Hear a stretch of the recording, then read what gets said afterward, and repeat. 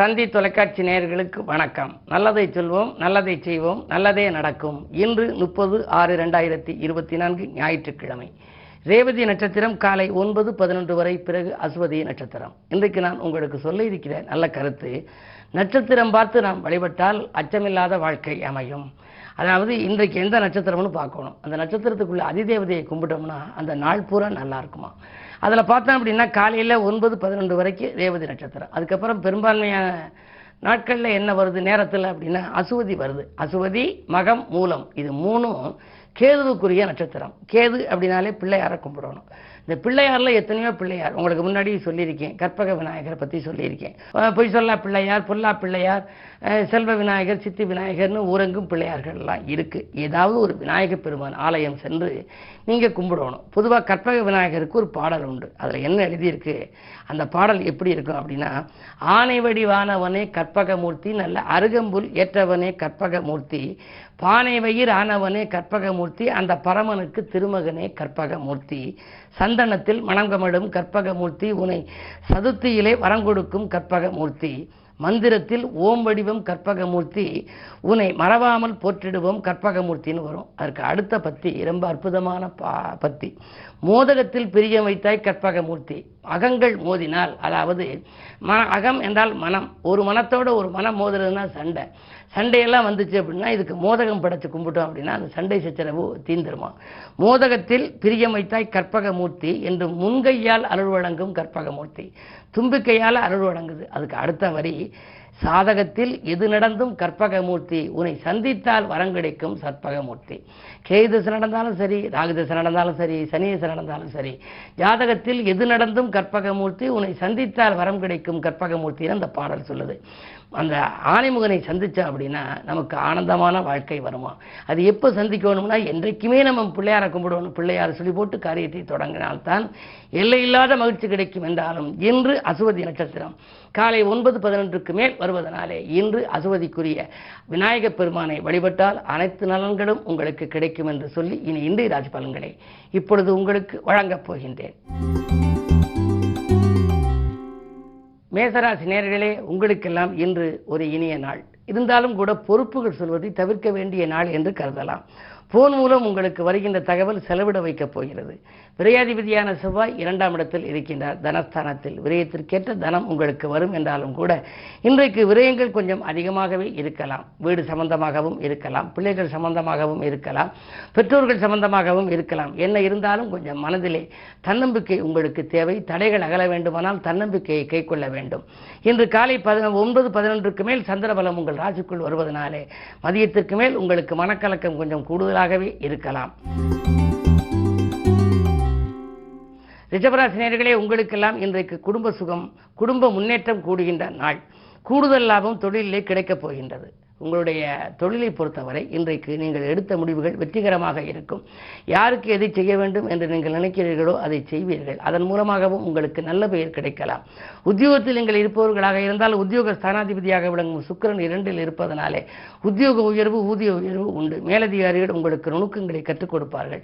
உடன் பணிபுரிபவர்களும் உங்களுக்கு உறுதுணையாக இருப்பார்கள். இந்த நாள் இனிய நாள். மிதுனராசி நேயர்களே, உங்களுக்கெல்லாம் இந்த எதிர்பார்ப்புகள் எல்லாம் நிறைவேறும் நாள். இடம் வாங்குவது, பூமி வாங்குவது பற்றி சிந்திப்பீர்கள். ஆடை ஆபரண சேர்க்கைகளும் உண்டு. அதே நேரத்திலே உங்களுக்கு சூரிய பலம் நன்றாக இருப்பதால் பொது வாழ்வில் இருப்பவர்களுக்கு புதிய பொறுப்புகளும் பதவிகளும் கிடைக்கலாம். மேலிடத்து நிர்பந்தங்களிலிருந்து விலகுவீர்கள். இன்று இனிய நாள். கடகராசி நேயர்களே, அஷ்டமத்து சனியானது வக்ர இயக்கத்தில் இருக்கின்றார்.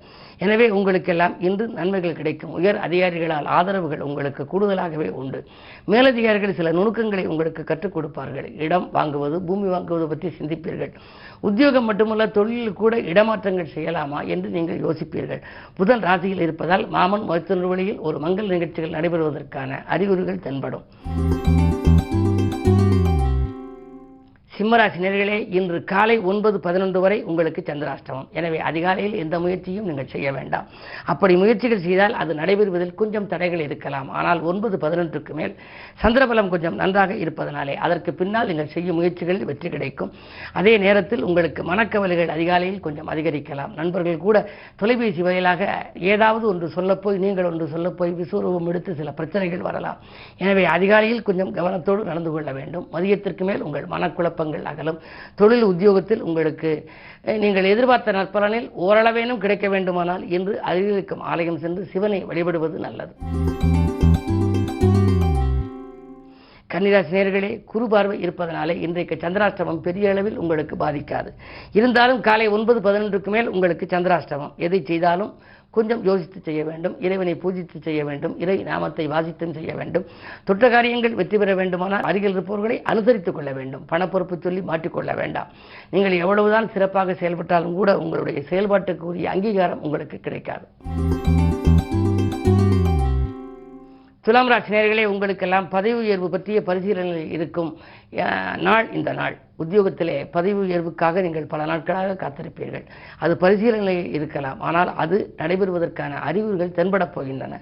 பணத்தேவைகள் உங்களுக்கு உடனுக்குடன் பூர்த்தியாகலாம். வீடு மாற்றங்களை பற்றி சிந்திப்பீர்கள். அந்த மாற்றங்கள் நல்ல மாற்றங்களாகவே உங்களுக்கு வரும். மற்றவர்களை நம்பி ஒப்படைத்த பொறுப்புகள் நல்லவிதமாக நடைபெறலாம். செவ்வாய் பார்வை உங்கள் ராசியில் பதிவதனாலே செல்வாக்கு உங்களுக்கு இன்று அதிகரிக்கும். விருச்சிக ராசி நேயர்களே, உங்களுக்கெல்லாம் சந்தித்தவர்களால் சந்தோஷம் கிடைக்கின்ற நாள் இன்று.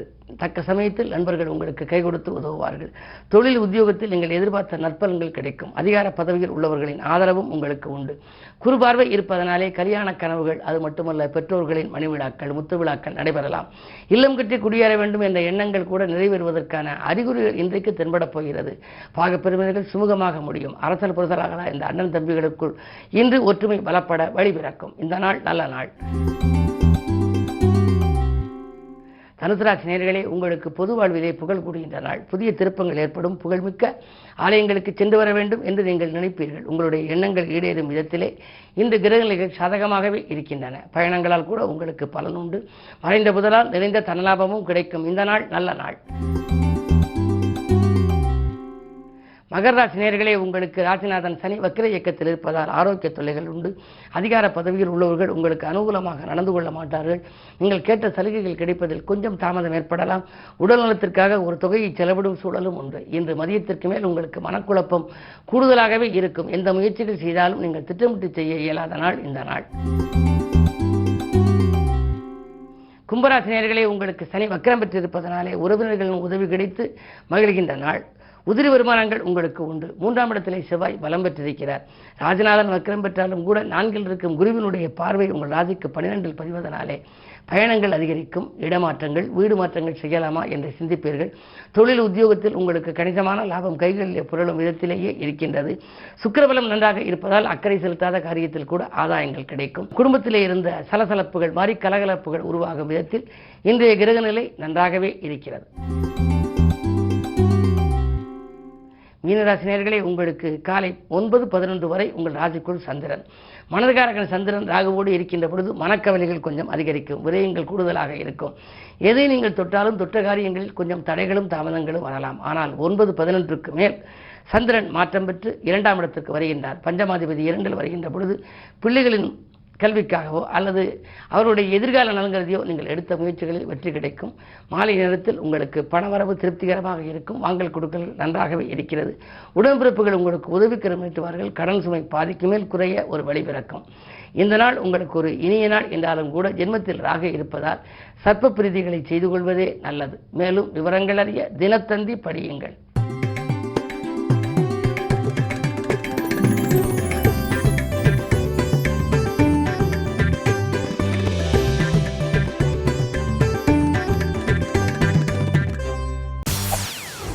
செய்திகளை உடனுக்குடன் தெரிந்து கொள்ள உடனே சப்ஸ்கிரைப் பண்ணுங்க.